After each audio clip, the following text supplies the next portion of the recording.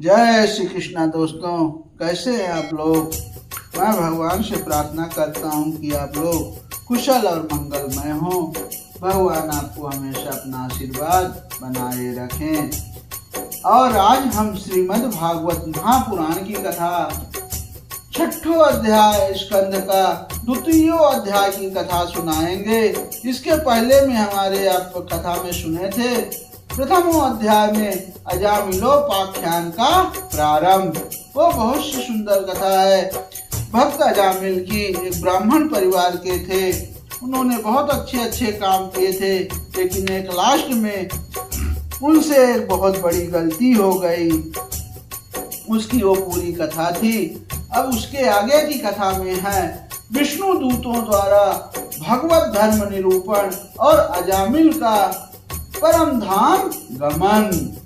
अब यहाँ श्री सुखदेव जी कहते हैं कि परीक्षित, भगवान के नीति निपुण एवं धर्म का मर्म जानने वाले पार्षदों ने यमदूतों का यह अभिभाषण सुनकर उनसे इस प्रकार कहा। अब भगवान के पार्षद क्या कह रहे हैं कि यमदूतों, यह बड़े आश्चर्य और खेद की बात है कि धर्मज्ञों की सभा में अधर्म प्रवेश कर रहा है, क्योंकि वहाँ निरपराध और अदंडनीय व्यक्तियों को व्यर्थ ही दंड दिया जाता है।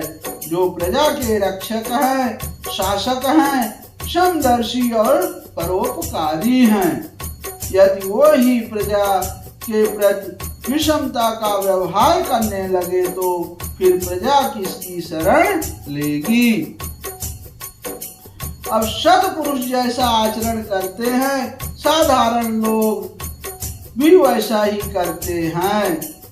वे अपने आचरण के द्वारा जिस कर्म को धर्मानुकूल प्रमाणित कर देते हैं, लोग उसी का अनुकरण करने लगते हैं। साधारण लोग पशुओं के समान धर्म और अधर्म का स्वरूप ना जानकर किसी सत्पुरुष पर विश्वास कर लेते हैं। उसकी गोद में सिर रखकर निर्भय और निश्चिंत सो जाते हैं। वही दयालु सत्पुरुष जो प्राणियों का अत्यंत विश्वास पात्र है और जिसे मित्र भाव से अपना हितैषी समझकर उन्होंने आत्मसमर्पण कर दिया है, उन अज्ञानी जीवों के साथ कैसे विश्वासघात कर सकता है। यमदूतों,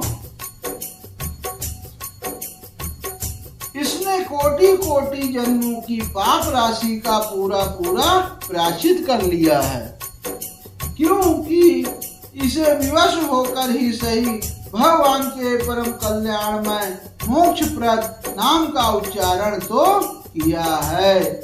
जिस समय इसने नारायण इन 4 अक्षरों का उच्चारण किया, उसी समय केवल उतने से ही इस पापी के समस्त पापों का प्रायश्चित हो गया।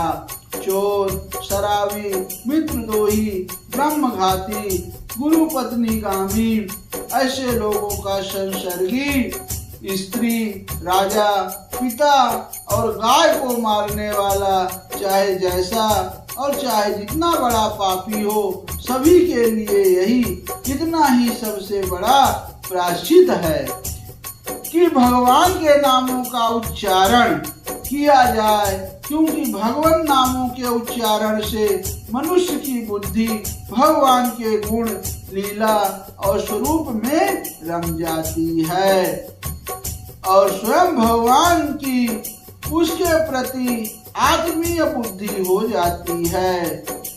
बड़े बड़े ब्रह्मवादी ऋषियों ने पापों के बहुत से प्रायश्चित कृच्छु, चंद्रायण आदि व्रत बतलाए हैं, परंतु उन प्रायश्चितों से पापी की वैसी जड़ से शुद्धि नहीं होती जैसे भगवान के नामों का उनमें गुम्फित पदों का उच्चारण करने से होती है, क्योंकि वे नाम पवित्र कीर्ति भगवान के गुणों का ज्ञान कराने वाले हैं। यदि प्रायश्चित करने के बाद भी मन फिर से कुमार्ग में पाप की ओर दौड़े तो वह चरम सीमा का पूरा प्रायश्चित नहीं है।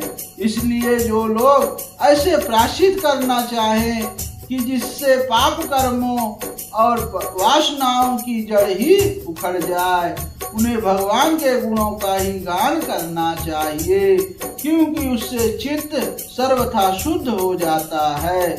इसलिए यमदूतों, तुम लोग अजामिल को मत ले जाओ, इतने सारे पापों का प्रायश्चित कर लिया है, क्योंकि इसने मरते समय भगवान के नाम का उच्चारण किया है।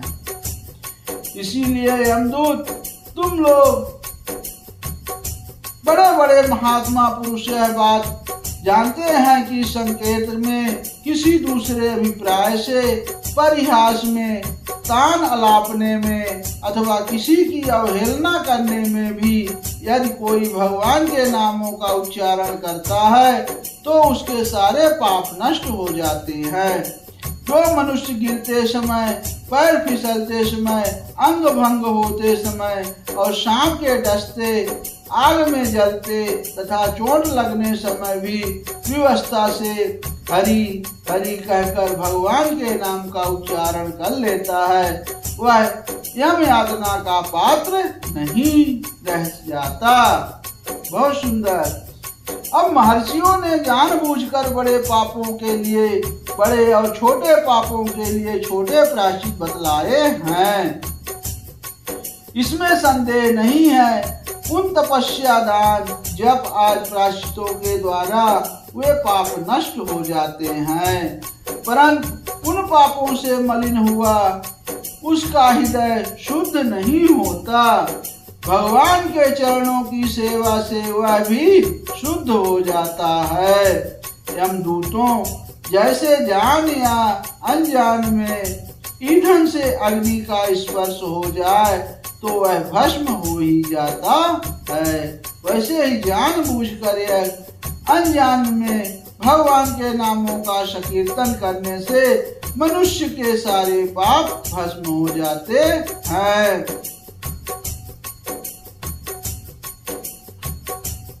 जैसे कोई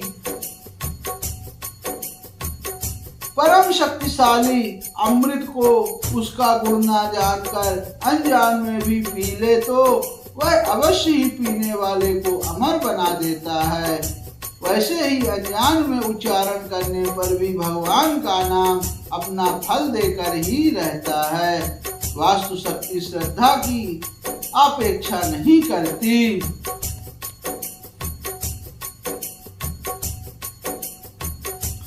वास्तु की स्वाभाविक शक्ति इस बात की प्रतीक्षा नहीं करती कि यह मुझ पर श्रद्धा रखता है कि नहीं, जैसे अग्नि या अमृत। अब दुष्ट चित्त मनुष्य के द्वारा स्मरण किए जाने पर भी भगवान श्री हरि पापों को हल लेते हैं। अनजान में यह अनिच्छा से स्पर्श करने पर भी अग्नि जलाती ही है। भगवान के नाम का उच्चारण केवल पापों को ही निर्वृत्त करता है, इसका और कोई फल नहीं है। यह धारणा भ्रमपूर्ण है। और क्योंकि शास्त्र में कहा है सकृत दुचरितम एनम हरिरित्याक्षम द्वयम वधा परिकास्तेन मोक्षाय गमनम प्रति। अब जिसने हरि ये दो अक्षर एक बार भी उच्चारण कर लिए उसने मोक्ष प्राप्त करने के लिए परिकर बांध लिया, फेंट कस ली। इस वचन से वह सिद्ध होता है कि भगवान नाम मोक्ष का ही साधन है। मोक्ष के साथ ही साथ यह धर्म, अर्थ और काम का भी साधन है, क्योंकि ऐसे अनेक प्रमाण मिलते हैं जिनमें त्रिवर्ग सिद्धि का भी नाम ही कारण बतलाया गया है। अब जिसके जीव की नोक पर हरि ये दो अक्षर बसते हैं उसे गंगा, गया, श्वेतबंध, काशी और पुष्करी कोई आवश्यकता नहीं। अर्थात उनकी यात्रा स्नान आदि का फल भगवान से ही मिल जाता है। जिसने हरि इन दो अक्षरों का उच्चारण कर लिया, उसने ऋग्वेद, यजुर्वेद, सामवेद और अथर्ववेद का अध्ययन कर लिया। जिसने हरि ये दो अक्षर उच्चारण किए, उसने दक्षिण के सहित अश्वमेध यज्ञों के द्वारा यजन कर लिया। हरि ये दो अक्षर मृत्यु के पश्चात परलोक के मार्ग में प्रयाण करने वाले प्राणों के लिए पाथे, यानी मार्ग के लिए भोजन की सामग्री, उसे पाथे बोलते हैं। संसार रूप रोग के लिए सिद्ध औषध है और जीवन के दुख और कलेशों के लिए परित्राण है। अब इन वचनों से यह सिद्ध होता है कि भगवान नाम, अर्थ, धर्म, काम इन तीन वर्गों को भी साधक है। यह बात हरि, नारायण आज कुछ विशेष नामों के संबंध में ही नहीं है, प्रत्युत सभी नामों के संबंध में है। क्योंकि स्थान स्थान पर यह बात सामान्य रूप से कही गई है कि अनंत के नाम, विष्णु के नाम, हरि के नाम इत्यादि भगवान के सभी नामों में एक ही शक्ति है। अब नाम संकीर्तन आदि में वर्ण आश्रम आदि का भी नियम नहीं है। ब्राह्मणां क्षत्रियं वैश्यं स्त्रियं शूद्रात्यं जातैः यत्र तत्रानुकुर्वन्ति विष्णोर्नामानुकीर्तनं सर्वपापाविमुक्तम् अत्ते अपि यान्ति सनातनम्। अब ब्राह्मण, क्षत्रिय, वैश्य, स्त्री, शूद्र अत्यंत आज जहाँ तहाँ विष्णु भगवान के नाम का अनुकीर्तन करते रहते हैं, वे भी समस्त पापों से मुक्त होकर सनातन परमात्मा को प्राप्त होते हैं। अब नाम संकीर्तन में देश काल आदि में नियम भी नहीं है। ना देश काल नियम शौच वर्णिनः परम संकीर्तनादेव राम रामेति मुच्यते। ना देश नियमो राजन्नं काल नियमस्तथा विद्यते नात्रं संदेहो विष्णु नामून कीर्तने। कालो अस्ति यजेदाने वा स्नाने कालो अस्ति सज्जपे विष्णु संकीर्तने कालो न शातं पृथ्वीपते। गच्छं स्थितं स्वपन्न वापि विभुन्न मुञ्चन् पंसता कृष्ण कृष्णेति संकीर्ते मुच्यते पाप कंचुकातः। अपवित्रः प्रवृत्तो वा सर्वावस्थागतो अपि वा या स्मृत पुंडरीकाक्ष सवायाभ्यंतरः शुचिः। अब देश काल का नियम नहीं है, शौच अशौच आदि का नियम करने के भी आवश्यकता नहीं है। केवल राम राम यह संकीर्तन करने मात्र से जीव मुक्त हो जाता है। अब भगवान के नाम का संकीर्तन करने में ना देश का नियम है और ना तो काल का, इसमें कोई संदेह नहीं है। राजन, यज्ञ दान, तीर्थ स्नान अथवा विधि पूर्वक जप के लिए शुद्ध काल की अपेक्षा है, परंतु भगवान नाम के इस संकीर्तन के लिए काल शुद्धि की कोई आवश्यकता नहीं है। अब चलते फिरते, खड़े रहते, सोते, खाते पीते और जप करते हुए भी कृष्ण कृष्ण ऐसा संकीर्तन करके मनुष्य पाप के खेमचूल से छूट जाता है। अब अपवित्र हो या पवित्र, सभी अवस्थाओं में, चाहे किसी भी अवस्था में, जो कमल नयन भगवान का स्मरण करता है वह बाहर भीतर पवित्र हो जाता है।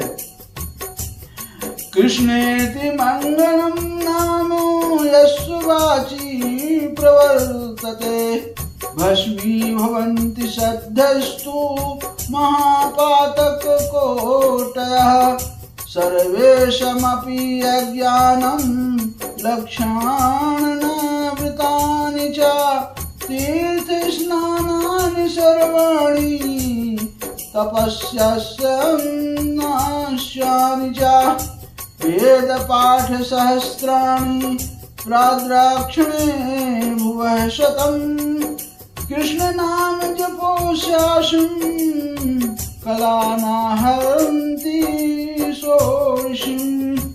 अब जिसकी जिह्वा पर कृष्ण कृष्ण कृष्ण यह मंगलमय नाम नित्य करता रहता है, उसकी कोटि कोटि महापातक राशि तत्काल भस्म हो जाती है। सारे यज्ञ, लाखों व्रत, सर्व तीर्थ स्नान, तप, अनेकों उपवास, हजारों वेद पाठ, पृथ्वी की सैकड़ों प्रदक्षिणा कृष्ण नाम जप के 16वें हिस्से के बराबर भी नहीं हो सकती। अब भगवान नाम के कीर्तन में ही यह फल हो सो बात नहीं, उनके श्रवण और स्मरण में भी वही फल है।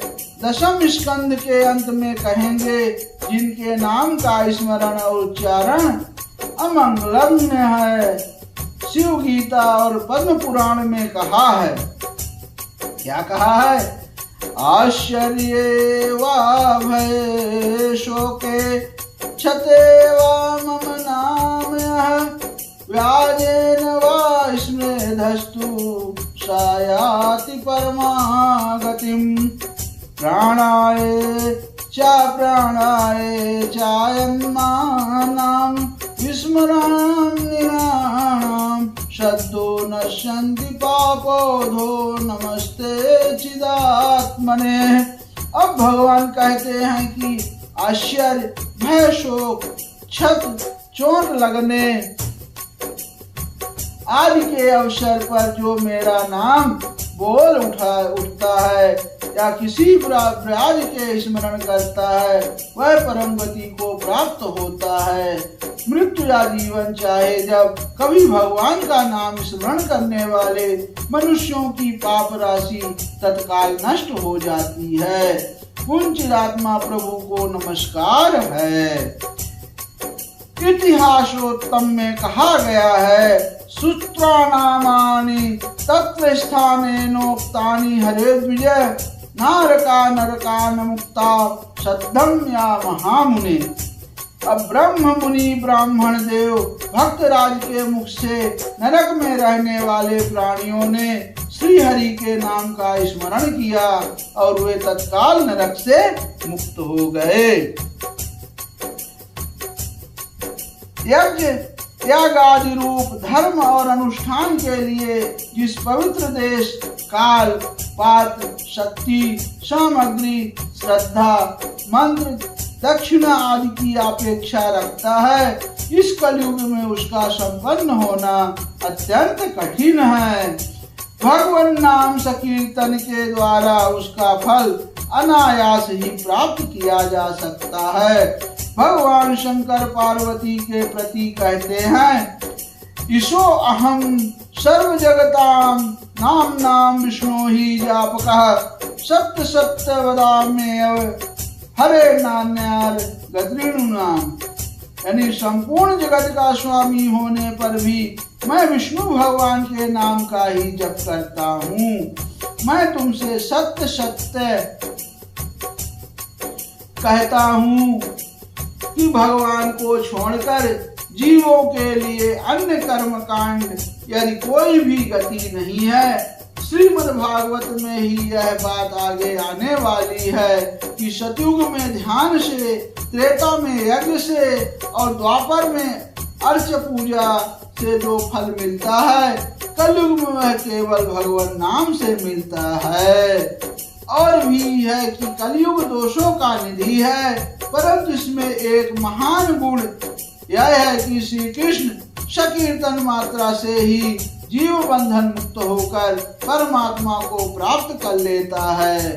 इस प्रकार एक बार के नामोच्चारण के भी अनंत महिमा शास्त्रों में कही गई है। वह मूल प्रसंग में ही एकदापि कहा गया था। सकृत दुच्चारितम का उल्लेख किया जा चुका है। बार बार जो नामोच्चारण का विधान है वह आगे और पाप ना उत्पन्न हो जाए इसके लिए है। ऐसे ही वचन मिलते हैं कि भगवान के नाम का उच्चारण करने से भूत, वर्तमान और भविष्य के सारे ही पाप भस्म हो जाते हैं। यथा वर्तमानं चायतं पापं यद् भूतं यद् भविष्यति तत्सर्व निर्दहताशु गोविंदानल कीर्तनम। अब फिर भी भगवत प्रेमी जीव को पापों के नाश पर अधिक दृष्टि नहीं रखनी चाहिए। उसे तो भक्ति भाव के दृढ़ता के लिए भगवान के चरणों में अधिकाधिक प्रेम बढ़ता जाए। इसी दृष्टि से अरहनिश नित्य निरंतर भगवान के मधुर मधुर नाम जपते जाना चाहिए। जितनी अधिक निष्कामता होगी उतनी नाम की पूर्णता प्रकट होती जाएगी, अनुभव में आती जाएगी। अनेक तार्किकों के मन में यह कल्पना उठती है कि नाम ही भगवत महिमा वास्तविक नहीं है, अर्थवाद मात्र है। अब उनके मन में यह धारणा तो हो ही जाती है कि शराब की एक बूंद भी पवित्र बनाने के लिए पर्याप्त है। शराब की एक बूंद भी पतित बनाने के लिए पर्याप्त है, परंतु यह विश्वास नहीं होता कि भगवान का एक नाम भी परम कल्याणकारी है। शास्त्रों में भगवान नाम महिमा को अर्थवाद समझना पाप बताया गया है। पुराणेष्वर्थवाद तम्मे वंदित नराधमा कैरजिर्तानि पुण्यानि तदेव भवन्ति। मन्नाम कीर्तनं फलं विविधनिश्यं न श्रद्धति मनुते यदुतार्थवादम्। यो मनुष्यशेक्तं दुःखजये क्षिपामि संसार घोर विविधानि पीडितां गमम्। अर्थवादं हरिनामन्ये संभायति यो नरः सा पापिष्टो मनुष्याणां नरके पतति स्फुटम्। अब जो नराधम पुराणों में अर्थवाद की कल्पना करते हैं उनके द्वारा उपार्जित पुण्य वैसे ही हो जाते हैं। जो मनुष्य मेरे नाम कीर्तन के विविध फल सुनकर उस पर श्रद्धा नहीं करता और उसे अर्थवाद मानता है, उसको संसार के विविध घोर तापों से पीड़ित हो जाता है और उसे मैं अनेक दुखों के नाम डाल देता हूँ। जो मनुष्य भगवान के नाम में अर्थवाद की संभावना करता है वह मनुष्य में अत्यंत पापी है और उसे नरक में गिरना पड़ता है। ये तो भगवान नाम की मैंने व्याख्या की है। अभी हमारी अजामिल की कहानी आगे की कथा पूरी है, वो अभी हम कथा आपको अगले भाग में सुनाएंगे। नहीं, अभी यहीं सुना देते, थोड़ी सी और कथा बची हुई है। तब भगवान श्री सुखदेव जी कहते हैं कि इस प्रकार भगवान के पार्षदों ने भगवत धर्म का पूरा निर्णय सुना दिया और अजामिल को यमदूतों के पास से छुड़ाकर मृत्यु के मुख से बचा लिया। प्रिय परीक्षित, पार्षदों की यह बात सुनकर यमदूत यमराज के पास गए और उन्हें यह सारा वृत्तांत ज्यों का त्यों सुना दिया। अजामिल यमदूतों के फंदे से छूटकर निर्भय और स्वस्थ हो गया। उसने भगवान के पार्षदों के दर्शन जनित आनंद में मग्न होकर उन्हें फिर झुकाकर प्रणाम किया। अब निष्पाप परीक्षित, भगवान के पार्षदों ने देखा कि अजामिल कुछ कहना चाहता है तब वे सहसा उसके सामने ही वही अंतर्धान हो गए। इस अवसर पर अजामिल ने भगवान के पार्षदों से विशुद्ध भागवत धर्म और यमदूतों के मुख से वेदोक्त सगुण प्रवृत्ति विषयक धर्म का श्रवण किया था।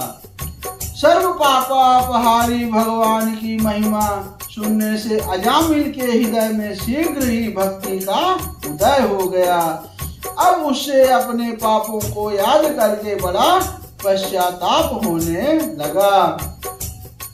अजामिल मन ही मन सोचने लगा, अरे मैं कैसा इंद्रियों का दास हूँ। मैंने एक दासी के गर्भ से पुत्र उत्पन्न करके अपना ब्राह्मणत्व नष्ट कर दिया। यह बड़े दुख की बात है, धिक्कार है, मुझे बार बार धिक्कार है। मैं संतों के द्वारा निंदित हूँ, पापात्मा हूँ। मैंने अपने कुल में कलंक का टीका लगा दिया। हाय हाय, मैंने अपने सती एवं अबोध पत्नी का परित्याग कर दिया और शराब पीने वाली उल्टा का संसर्ग किया। मैं कितना नीच हूँ। मेरे माँ बाप बूढ़े और तपस्वी थे, वे सर्वथा असहाय थे। उनकी सेवा शुश्रूषा करने वाले और कोई नहीं था। मैंने उनका भी परित्याग कर दिया। ओह, मैं कितना कृतघ्न हूँ। मैं अब अवश्य अत्यंत भयावने नरक में गिरूंगा, जिसमें मेरी मिलकर धर्मघाती पापात्मा कामी पुरुष अनेकों प्रकार की यम यातना भोगते हैं। मैंने अभी जो अद्भुत दृश्य देखा, क्या वह स्वप्न है अथवा जागृत अवस्था का ही प्रत्यक्ष अनुभव है? अभी अभी जो हाथों में फंदा लेकर मुझे खींच रहे थे, वे कहाँ चले गए? अभी अभी वे मुझे अपने फंदों में फंसाकर पृथ्वी के नीचे ले जा रहे थे, परंतु चार अत्यंत सुंदर सिद्धों ने आकर मुझे छुड़ा लिया। वे अब कहाँ चले गए? यद्यप मैं इस जन्म का महापापी हूँ, फिर भी मैंने पूर्व जन्मों में अवश्य ही शुभ कर्म किए होंगे। तभी तो मुझे इन श्रेष्ठ देवताओं के दर्शन हुए। उनकी स्मृति से मेरा हृदय अब भी आनंद से भर रहा है। मैं कुलटागामी और अत्यंत अप्रवृत्त हूँ। यदि पूर्व जन्म में मैंने पुण्य ना किए होते तो मरने के समय मेरी जीभ भगवान के मनमोहक नाम का उच्चारण कैसे कर पाती? कहाँ तो मैं महाकपटी, पापी, निर्लज्ज और ब्रह्म तेज को नष्ट करने वाला तथा कहाँ भगवान का यह परम मंगलमय नारायण नाम। सचमुच मैं तो कृतार्थ हो गया। अब मैं अपने मन, इंद्रिय और प्राणों को वश में करके ऐसा प्रयत्न करूंगा कि फिर अपने को घोर अंधकारमय नरक में ना डालूं। अज्ञानवश मैंने अपने को शरीर समझकर उसके लिए बड़ी बड़ी कामनाएं की और उनकी पूर्ति के लिए अनेकों कर्म किए। उन्हीं का फल है यह बंधन। अब मैं इसे काटकर समस्त प्राणियों का हित करूंगा, वासनाओं को शांत कर दूंगा, सबसे मित्रता का व्यवहार करूंगा, दुखियों पर दया करूंगा और पूरे संयम के साथ रहूंगा। भगवान की माया ने स्त्री का रूप धारण करके मुझे अधम को फांस लिया और क्रीड़ा मिली की भांति मुझे बहुत नाच नचाया। अब मैं अपने आप को उस माया से मुक्त करूंगा।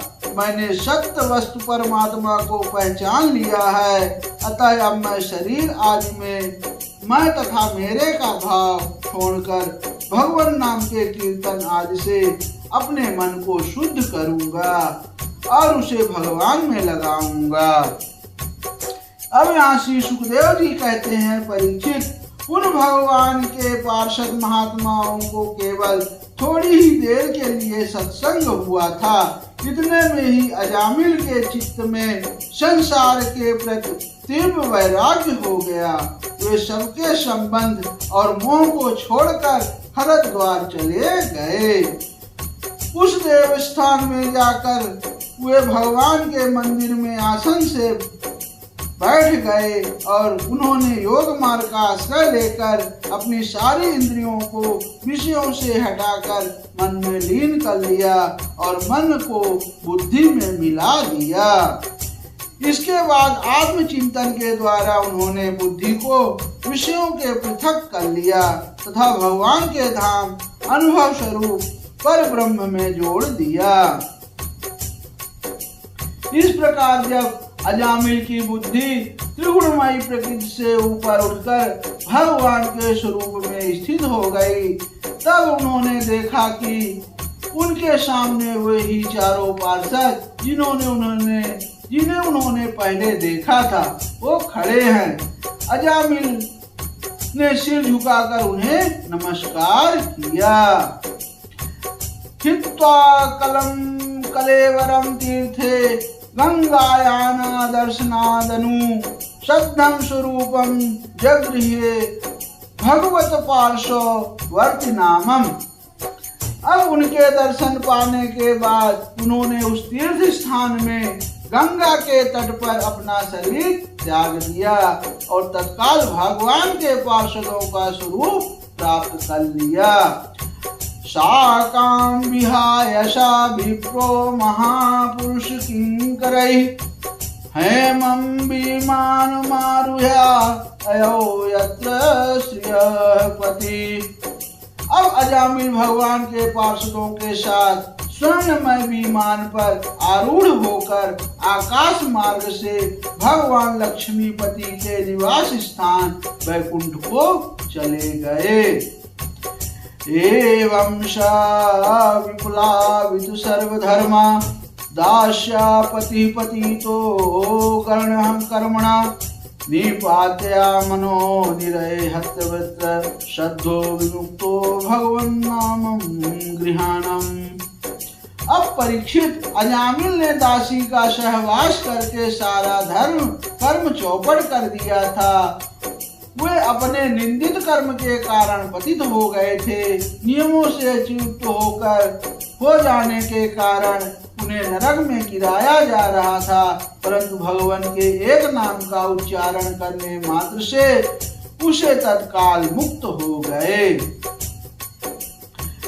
नातः परम कर्म निर्भिन्न चिन्तनं मुमुक्षातां तीर्थपदानुकीर्तनातः नायत्त पुण्यः कर्मसु सज्जते मनो रजस्तभो मोभ्यायां कलितं तथो अन्यथा।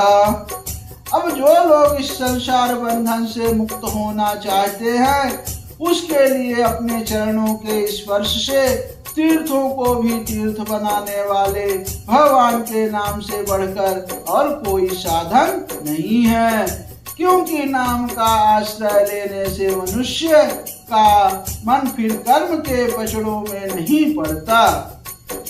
अब भगवान नाम के अतिरिक्त और किसी प्रायश्चित का आश्रय लेने पर मन रजोगुण और तमोगुण से ग्रस्त ही रहता है तथा पापों का पूरा पूरा नाश भी नहीं होता। या एवं परम गुह्यामितिहासमघापहम् शृणुक्षायाध्यायुक्तो यस्य भवक्तानुकीर्तेति। अब परीक्षित, यह इतिहास अत्यंत गोपनीय और समस्त पापों को नाश करने वाला है। जो पुरुष श्रद्धा और भक्ति के साथ इसका श्रवण कीर्तन करता है वह नरक में कभी नहीं जाता। यमराज के दूत तो आंख उठाकर उसकी ओर देख तक नहीं सकते। वह पुरुष का जीवन चाहे पापमय ही क्यों न रहा हो, वैकुंठ लोक में उसकी पूजा होती है।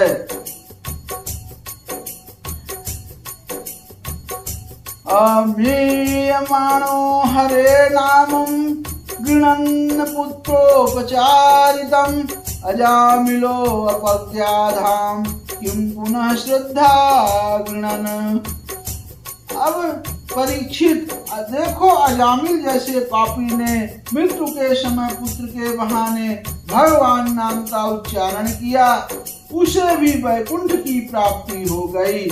फिर जो लोग श्रद्धा के साथ भगवान नाम का उच्चारण करते हैं उनकी तो बात ही क्या है। दोस्तों कथा कैसी लगी? अच्छी लगी हो तो कृपा करके कमेंट करें और दूसरों को भी शेयर करें। अब आगे की कथा हम आपको अगले भाग में यम और यमदूतों का संवाद हम तृतीय अध्याय में आपको कथा सुनाएंगे। तब तक के लिए आप हमें आज्ञा दें। मैं आप सभी से भगवान के लिए प्रार्थना करता हूँ कि आप सबको कुशल और मंगलमय रखें। तब तक के लिए जय श्री राधे कृष्णा। इति श्रीमद्भागवते महापुराणे पारमसंहितायां संहितायां षष्ठस्कन्धे अजामिलोपाख्याने द्वितीयो अध्यायः समाप्तः। बोलो श्री कृष्ण कन्हैया लाल की जय। बोले श्री लक्ष्मी नारायण भगवान की जय। बोले श्यावर रामचंद्र की जय। बोले उमापति महादेव की जय। बोले अम्बे मात की जय। बोले हनुमान जी स्वामी महाराज की जय। जय श्री सीताराम।